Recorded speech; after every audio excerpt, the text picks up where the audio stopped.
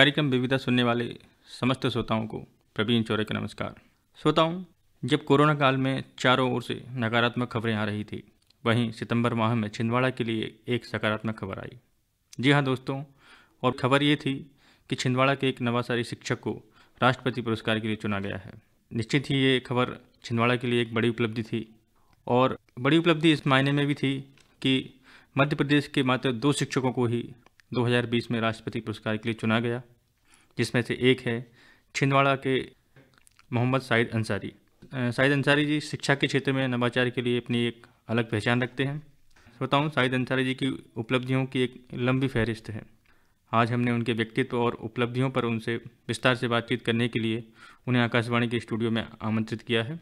साहिद अंसारी जी नमस्कार। नमस्कार। आपका बहुत बहुत स्वागत है हमारे स्टूडियो में। धन्यवाद। सर्वप्रथम राष्ट्रपति पुरस्कार प्राप्त करने के लिए आपको बहुत बहुत बधाई और शुभकामनाएं। धन्यवाद सर। हम जानना चाहेंगे कि आपकी पृष्ठभूमि क्या है, कहाँ से बिलोंग करते हैं और आपके प्रारंभिक शिक्षा वगैरह कहाँ से हुई?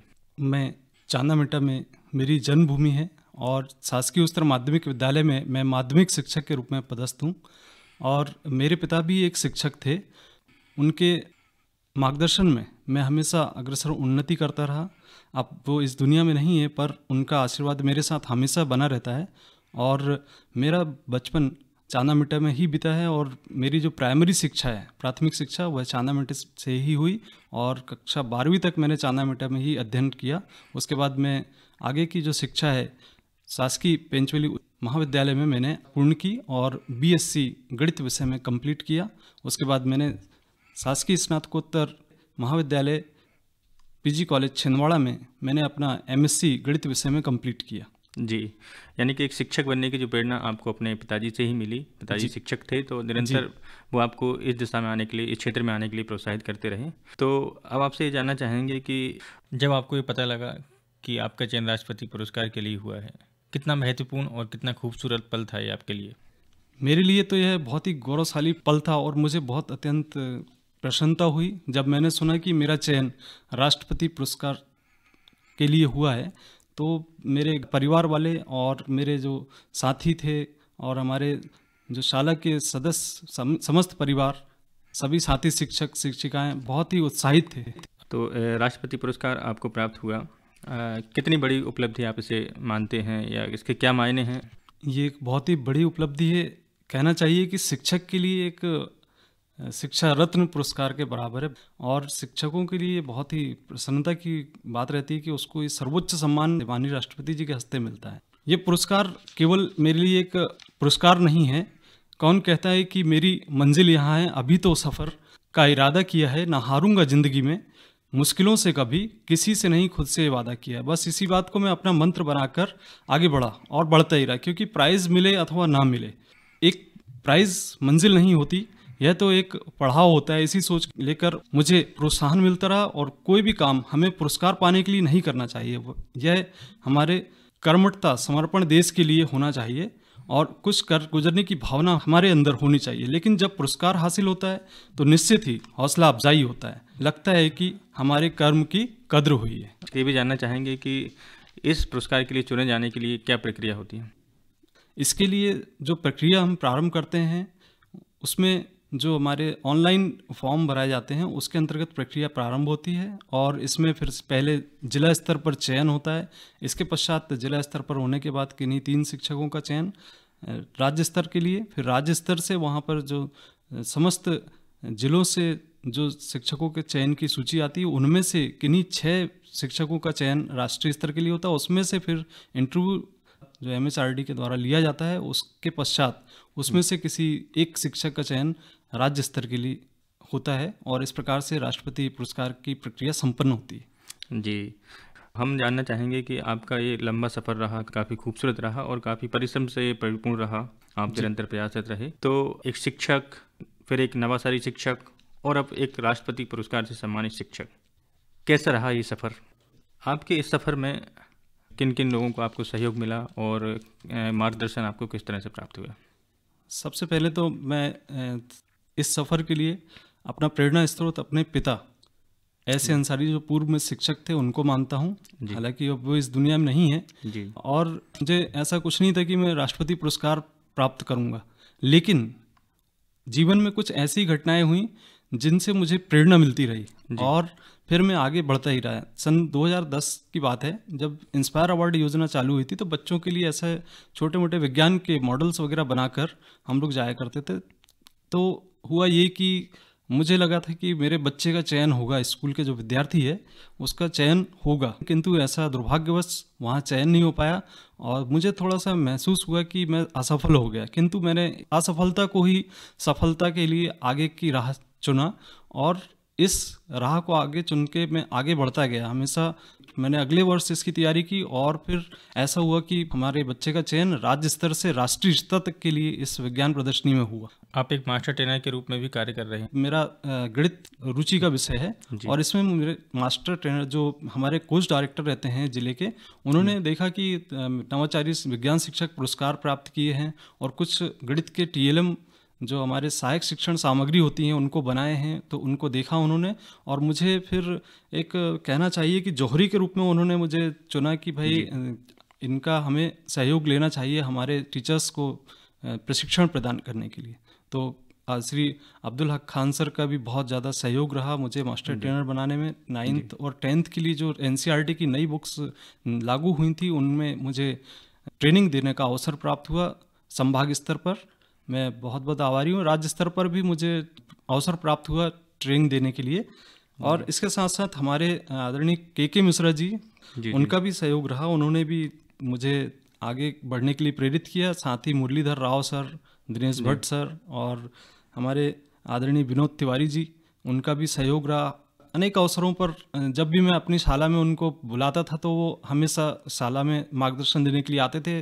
मैं चाहता था बच्चों को ऐसे व्यक्तियों का मार्गदर्शन मिलता रहे, तो हमारे ऐसे व्यक्तित्व में जिनका कि भविष्य में अच्छा बनने की प्रेरणा मिलती रहे बच्चों को। जी, यानी कि काफ़ी लंबी सूची है जिनसे आपको ऊर्जा प्राप्त होती है, जिनसे आप निरंतर जुड़े रहते हैं। जी। अब आपसे जानना चाहेंगे कि शाहिद अंसारी जी जो एक शिक्षक है, तो अध्यापन की जिम्मेदारी तो निभा ही रहे हैं और इसके साथ ही अपनी सामाजिक जिम्मेदारी भी निभा रहे हैं, पारिवारिक जिम्मेदारी का निर्वहन भी कर रहे हैं। तो ऐसे में आपके शौक़ क्या है? अपने लिए आप वक्त कैसे निकालते हैं? कभी कभी तो ऐसा होता है कि अगर फ्री समय मिलता है, हालांकि फ्री समय बहुत कम मिल पाता है क्योंकि मैं चाहता हूं कि व्यक्ति को हमेशा कुछ ना कुछ कार्य करते रहना चाहिए, व्यस्त रहना चाहिए। जीवन में व्यस्तता रहती है तो हम आगे सभी कार्य सही रूप से, सही ढंग से कर पाते हैं। और कभी अगर ऐसा अवसर मिलता है तब उस स्थिति में गाने वगैरह गाता हूँ या कुछ रोचक वीडियो वगैरह बनाना गणित विषय से संबंधित, ऐसे कुछ कार्य करता हूँ जिनसे मेरा मनोरंजन भी होता है और अच्छा भी लगता है। जैसा कि आपने बताया कि आप गणित विषय के लिए खाली समय में वीडियो भी बनाते हैं जी। तो कल ही 14 मार्च को हमने अंतर्राष्ट्रीय गणित दिवस मनाया और जिसके सूत्र वाक्य था मैथमेटिक्स फॉर बेटर वर्ल्ड। और आप भी गणित के शिक्षक हैं और नवाचार भी करते रहते हैं, तो क्या कहना चाहेंगे इस संबंध में? गणित को कैसे विद्यार्थियों के लिए रोचक बनाया जा सकता है? गणित को रोचक बनाने के लिए हमेशा हम बच्चों को ऐसी चीज़ें बताएं जिनसे उनकी जिज्ञासाएं शांत हों। कहते हैं कि एक अच्छा शिक्षक वह शिक्षक होता है जो एक्सप्लेन करता है, समझाता है, और सुपीरियर टीचर वह होता है जो कि प्रदर्शन करता है, डेमोन्स्ट्रेट करता है। और एक महान शिक्षक जो ग्रेट टीचर होता है वह इंस्पायर करता है, प्रेरित करता है। तो बच्चों को हम प्रेरित करने के लिए कुछ सहायक शिक्षण सामग्री को हम बनाकर बच्चों को प्रस्तुत करते हैं। प्रस्तुतिकरण से उनके अंदर जिज्ञासाएं जो रहती हैं वो शांत होती हैं और इससे उनके लिए जो लर्निंग है, सीखने का जो अवसर है वह लर्निंग बाय डूइंग के द्वारा होता है और जॉयफुल, इंटरेक्टिव, इफेक्टिव एवं रोचक लर्निंग होती है जिनको बच्चे पसंद करते हैं गणित सीखना। काफ़ी अच्छी बातें आपने बताई। और इसके साथ ही हमने सुना है कि आप अपनी शाला में छात्रों से साथ मिलकर बहुत सारे प्रोजेक्ट वगैरह बनाते हैं और साथ ही विभिन्न प्रकार की जो प्रतियोगिताएं होती हैं उनके लिए भी आप तैयार करते हैं। उसके बारे में हमारे श्रोता आपसे जानना चाहेंगे। बहुत सारी ऐसे बच्चों के आगे ले जाने के लिए प्रतियोगिताएं होती हैं, जैसे इंस्पायर अवार्ड प्रदर्शनी है या विज्ञान प्रदर्शनी है। ये सारी प्रतियोगिताओं के अंतर्गत, जैसे इंस्पायर अवार्ड में बच्चों को राशि आती है, उसके अंतर्गत मॉडल बनाए जाते हैं। और ऐसे मॉडल जो कि बच्चे यदि छोटी छोटी सी जो बातें हैं, जैसे यदि हम घर में हैं तो ऐसा कुछ करें कि जैसे हमने ताली बजाया तो लाइट ऑफ हो जाए, लाइट ऑन हो जाए, इस टाइप के मॉडल वर्किंग मॉडल के रूप में बच्चे बनाकर तैयार करते हैं और अपने प्रदर्शनी में हमेशा हिस्सा लेते रहते हैं। इसके अलावा जो कुछ ऐसी घटनाएं जो लगती हैं कि इनमें कुछ हमारा नवाचार होना चाहिए, तो हम उस प्रकार के मॉडल को भी निर्मित करने का प्रयास करते हैं बच्चों के साथ मिलकर, और बच्चों को हमेशा प्रेरित करते रहते हैं। विज्ञान के लिए विज्ञान की प्रतियोगिताएं संपन्न कराते हैं, रंगोली प्रतियोगिता है या फिर उनके मॉडल बनाना या चित्र प्रदर्शनी कराना, इस प्रकार की प्रतियोगिताएं संपन्न कराकर विज्ञान के प्रति बच्चों के अंदर रुचि जागृत करना, ये एक हमारा एक कार्य रहता है कि बच्चे विज्ञान को समझें और किसी भी प्रकार से विज्ञान को पढ़ें, सीखें और समझें। जी जी, तो विद्यार्थियों में एक रचनात्मकता बनी रहे, वो नए नए कार्य करें, नवाचार से वो भी जुड़ें। आप इस दिशा में उनका मार्गदर्शन करते हैं, बहुत ही अच्छी बात है। इस पुरस्कार के अलावा आपको राष्ट्रीय ICT पुरस्कार भी प्राप्त हुआ है MHRD नई दिल्ली की तरफ से। जी, तो हम जानना चाहेंगे कि ICT क्या होता है और किस तरह से ये सहायक है। देखिए, ICT इंफॉर्मेशन कम्युनिकेशन टेक्नोलॉजी, ये एक तरह के बच्चों के शिक्षा को आगे बढ़ाने के लिए एक अच्छा तरीका हो सकता है, जिसके अंतर्गत बच्चों को हम जैसे कई साधन हैं जिनका उपयोग करा सकते हैं, जैसे मोबाइल है या लैपटॉप है, ये सभी, या फिर हम आज के समय में जैसे कोरोना काल में देख रहे हैं कि बच्चे घर में रहकर पढ़ाई कर रहे हैं, तो उसमें मोबाइल बहुत सहयोगी हो रहा है। इसमें जैसे बच्चों को जो सोशल मीडिया के माध्यम से बच्चों को वीडियो पहुंचाए जा रहे हैं या अन्य साधन उपलब्ध कराए जा रहे हैं, इस तरीके से बच्चे घर में रहकर पढ़ाई कर रहे हैं। तो इसमें कुछ चीज़ें ऐसी हैं, जैसे हमें गणित में कुछ समझाना है बच्चों को, तो उसमें रचनाएं अगर करनी है तो बहुत सारे ऐसे एप्लीकेशंस हैं जिनको हम उपयोग में ला सकते हैं। जियोजेब्रा, रोबो कंपास हैं, इस टाइप के जो एप्लीकेशन हैं उनका उपयोग करके हम रचनाओं को बच्चों को रोचक तरीके से समझा सकते हैं। बच्चे उनके वीडियो देखकर काफ़ी अच्छे से सीख सकते हैं। जी, यानी कि तकनीक के माध्यम से बच्चों को किसी विषय को समझने में मदद करती है टेक्नोलॉजी। जी, बहुत अच्छी जानकारी आपने दी। शाहिद अंसारी जी, आप आज अंत में हमारे श्रोताओं को क्या कहना चाहेंगे? हमारे श्रोताओं के लिए यही एक कहना चाहूँगा कि हमें हमेशा अथाह परिश्रम करते रहना चाहिए।